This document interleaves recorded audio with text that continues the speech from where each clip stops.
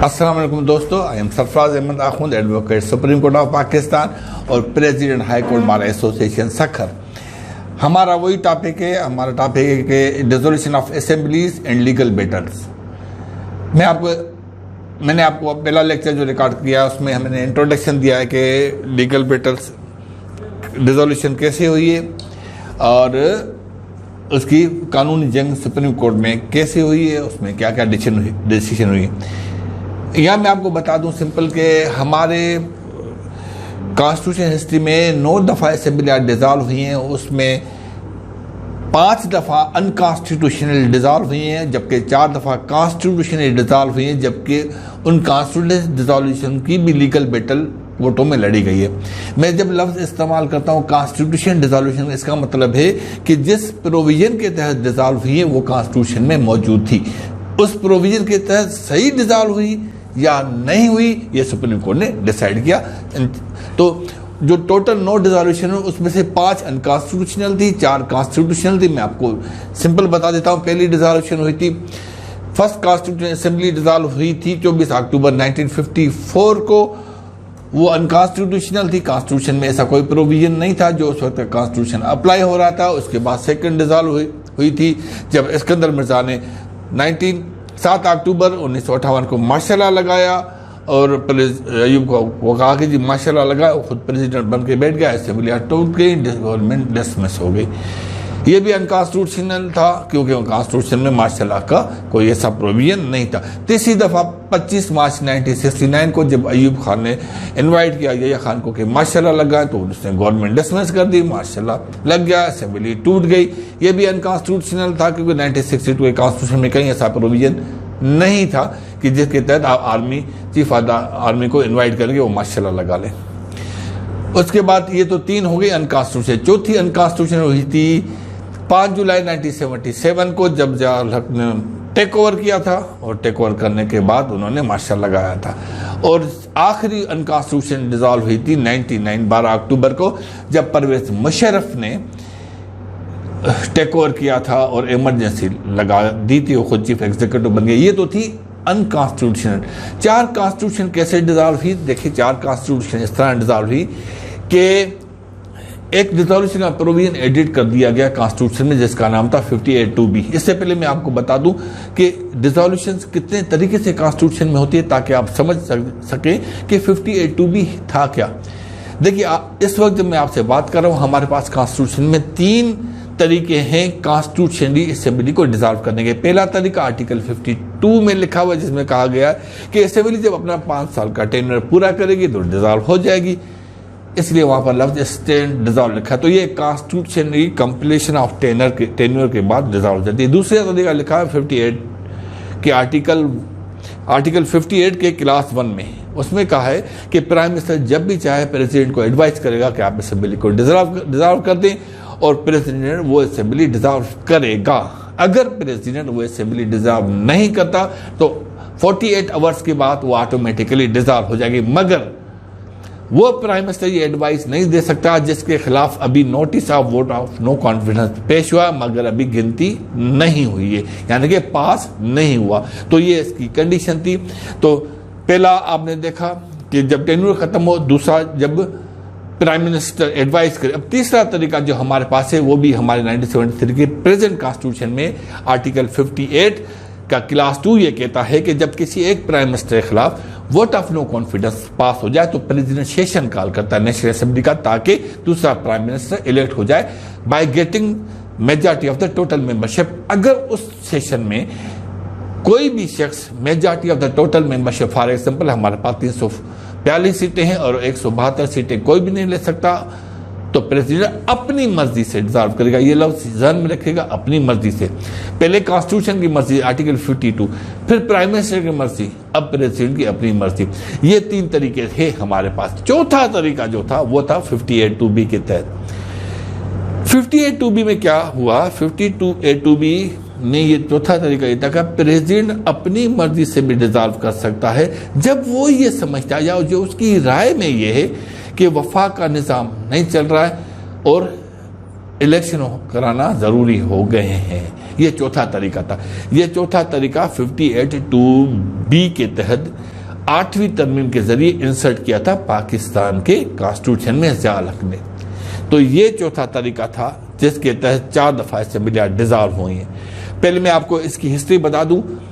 Article 58(2)B जो है, जिसके तहत चौथा तरीका जिसमें प्रेसिडेंट की अपनी मर्जी, प्रेसिडेंट की जब इस वक्त 3 तरीके हैं तो प्रेसिडेंट की मर्जी सिर्फ एक जगह से चलती है, मगर वो भी कंडीशन और सिचुएशनल है कि इस कंडीशन में प्रेसिडेंट अपनी मर्जी चलाएगा, ऐसा नहीं है। मगर जो 58(2) जो चौथा तरीका आया उसमें तो ये था कि प्रेसिडेंट जब ये समझेगा, जब उसकी ये राय में आएगा कि जी असेंबलियाँ वफा का निज़ाम नहीं चल रहा, तो वो चौथा तरीका 8वीं तरमीम में आया। इस चौथे तरीके से जो 58(2)B था उससे 4 असेंबलियाँ डिज़ॉल्व हुई। 29 मई 1998 को जिन्होंने की गवर्नमेंट डिसमिस हुई, असेंबली डिज़ॉल्व होगी, ज़िया हक साहब ने कर दी। उसके बाद फिर दूसरी असेंबली बेनज़ीर भुट्टो की गवर्नमेंट की थी, वो डिज़ॉल्व हुई जी, वो डिज़ॉल्व हुई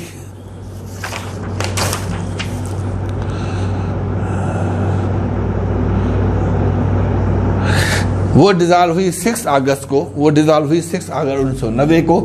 तीसरी जी डिज़ॉल्व हुई 18 अप्रैल 1993 को, जब गुलाम शाह खान ने नवाज शरीफ की ये असेंबली गवर्नमेंट को डिसमिस कर दिया, असेंबली को डिज़ॉल्व किया। चौथी दफ़ा जब डिज़ॉल्व हुई वो 5 नवंबर 1996 को डिज़ॉल्व हुई, जिसके तहत बेनज़ीर भुट्टो की गवर्नमेंट चलेगी। ये चारों डिज़ोल्यूशन जो हैं आर्टिकल 58(2)B के तहत हुई थी और इन चारों की लीगल बैटल सुप्रीम कोर्ट में लड़ी गई। इन चारों में 3 असेंबलियाँ बहाल नहीं होती, जिन्हें जो गवर्नमेंट बहाल नहीं होती। दोनों दफ़ा बेनज़ीर भुट्टो की गवर्नमेंट बहाल नहीं हुई, असेंबली रेस्टोर नहीं, सिर्फ नवाज शरीफ की असेंबली रेस्टोर हुई थी नवाज शरीफ केस में। टोटल ये 4 केस हैं जिन्हें जो गवर्नमेंट का डिज़ोल्यूशन के खिलाफ जो सुप्रीम कोर्ट में केस था वो हाजी सैफुल्लाह केस था। उसमें ये तो सुप्रीम कोर्ट ने कहा कि असेंबलियाँ गलत डिज़ोल्व हुई हैं, मगर बहाली का उन्होंने रेस्टोरेशन का कॉन्सिक्वेंशियल का रिलीफ नहीं दिया था। उसके बाद बेनज़ीर भुट्टो की पहली गवर्नमेंट डिज़ोल्व हुई, सुप्रीम कोर्ट ने कहा जी ठीक है डिज़ोल्व है, बिल्कुल सही अकॉर्डिंग लॉ है, सरकम से ऐसे थे कि फेडरेशन का निज़ाम नहीं चल सकता था, इसलिए वो डिज़ोल्व हो गई। उसके बाद नवाज शरीफ के लिए सुप्रीम कोर्ट ने कहा कि जी नहीं, ये रिजोल्यूशन गलत हुई है और ऐसा कोई निज़ाम नहीं था कि जैसे पूरी कंप्लीटली कोई फेडरेशन का निज़ाम टूट गया हो और असेंबली मेलाफाइड है ज़्यादा वो असेंबली का निज़ाम होना। और चौथा दफ़ा जब फिर बेनज़ीर गवर्नमेंट रिजॉल्व हुई तो सुप्रीम कोर्ट ने कहा कि रिजोल्यूशन सही है। ये 4 तरीके थे। 8वीं तरमीम थी। मैं आपको एक बार फिर 8वीं तरमीम का फॉर्मेट बता दूँ। जिस वक्त आप हमारे कॉन्स्टिट्यूशन को देखेंगे तो उसमें आपको आर्टिकल 2 मिलेगा 58 का। जब भी 8वीं तरमीम आई तो उस 2 को 2A कर दिया और एक 2B लगा दिया। वो B वही था जिसमें प्रेसिडेंट अपनी मर्जी से, जब उसकी राय में ये बात हो कि इस वफा का निज़ाम नहीं चल सकता और इलेक्शन कराना ज़रूरी हो गए हैं, तो असेंबली तोड़ सकता है। जी ये 8वीं तरमीम में आई। अब ये कॉन्स्टिट्यूशन में आई गई कैसे गई? 8वीं तरमीम में आई। 1997 में प्राइम मिनिस्टर नवाज शरीफ के पास 2/3 मेजॉरिटी थी, उसने 1997 में इसको ख़त्म कर दिया, ओमिट कर दिया। जब परवेज मुशर्रफ ने टेक ओवर किया, नवाज शरीफ की गवर्नमेंट डिसमिस की, असेंबली तोड़ी, तो फिर सुप्रीम कोर्ट ने जफर शाह केस में इनको टाइम दिया था 3 साल का कि आप अपने टाइम में अपना एजेंडा भी पूरा करें, रिफॉर्म्स भी लेकर आए, कॉन्स्टिट्यूशन अमेंडमेंट करना चाहता है कर ले जी। तो उन्होंने लीगल फ्रेमवर्क आर्डर 2002 दिया था। 2002 के लीगल फ्रेमवर्क आर्डर में फिर 58(2)B को इंसर्ट कर दिया गया था। तो आई कब? 8th अमेंडमेंट 1985 में गई, 97 13th अमेंडमेंट में लीगल फ्रेमवर्क आर्डर 2002 से इंसर्ट हुई। ये legal framework order supreme court में चैलेंज हुआ। सुप्रीम कोर्ट ने कहा कि जो भी अमेंडमेंट लीगल फ्रेमवर्क आर्डर में आपने किए उसको पार्लियामेंट से आप रेटिफाई कराएंगे तो ये वैलिड होंगी। इसको कवर करने के लिए सुप्रीम कोर्ट के ऑर्डर्स को कंप्लाई करने के लिए 17th अमेंडमेंट दोबारा आ गई और 17th अमेंडमेंट आने के बाद 58(2)B दोबारा कंफर्म हो गया। इंसर्ट हुआ था लीगल फ्रेमवर्क ऑर्डर 2002 से, कंफर्म हुआ 70th अमेंडमेंट से। हाउएवर इसमें एक और क्लास भी ऐड किया, वो क्लास था क्लास नंबर 3। क्लास नंबर 3 ये कहता था कि जब भी प्रेसिडेंट अपनी डिस्क्रेशन पे 58(2)B के तहत नेशनल असेंबली को डिसॉल्व करेगा तो 15 डेज के अंदर वो रेफर करेगा इस डिसोल्यूशन के ऑर्डर को सुप्रीम कोर्ट की में, और सुप्रीम कोर्ट उसकी वैलिडिटी चेक करेगी विद इन 30 डेज के 30 डेज के अंदर अगर सुप्रीम कोर्ट ये कहती है कि जी प्रेसिडेंट ने गलत डिसॉल्व किया तो असेंबली रेस्टोर हो जाएगी, और अगर सुप्रीम कोर्ट ने कहा कि प्रेसिडेंट ने सही डिसॉल्व किया तो ये असेंबलियां रेस्टोर नहीं होंगी। तो इसका मतलब यह था कि जो political dispute ultimately was to be decided by the adjudication through judiciary. 70th amendment आ गई, उसके बाद 18th अमेंडमेंट में फिर एक दफा कॉन्स्टिट्यूशन की 58(2)B को बैठा दिया गया। जब 2B हट गया तो क्लास 3 ऑटोमेटिकली हट गया। तो इस वक्त जब हम आपके सामने हैं तो इस वक्त 1973 कॉन्स्टिट्यूशन में constitutional dissolution of the assembly at the discretion of the president on the ground that the work of the federation cannot be carried out and the appeal to the electorate is necessary, वो provision नहीं है। तो इसका ये थी total 58(2)B। एक दफा फिर मैं आपको बता दूं 58(2)B के तहत एक ऐसी सिचुएशन में, एक कंडीशन में प्रेसिडेंट अपनी राय में अगर ये समझता है कि असेंबली को तोड़ना है ताकि उस वक्त जबकि वफाक का निज़ाम नहीं चल सकता, इलेक्शन कराना जरूरी है। ये आई 85 में 8वीं तरमीम से, गई 13वीं तरमीम से 97 में, फिर दोबारा इंसर्ट हो गई लीगल फ्रेमवर्क ऑर्डर से, कंफर्म हो गई 70th अमेंडमेंट से, फिर बाद ओमिट हो गई 18th अमेंडमेंट। सो दो ये आप कंसेप्चुअल फ्रेमवर्क ध्यान में रखें, क्योंकि इस प्रोविजन के तहत 4 दफ़ा असेंबलियाँ डिसॉल्व हुई और चारों दफ़ा सुप्रीम कोर्ट में ये केस गया और सुप्रीम कोर्ट ने इनके ऊपर अपना डिसीजन दिया।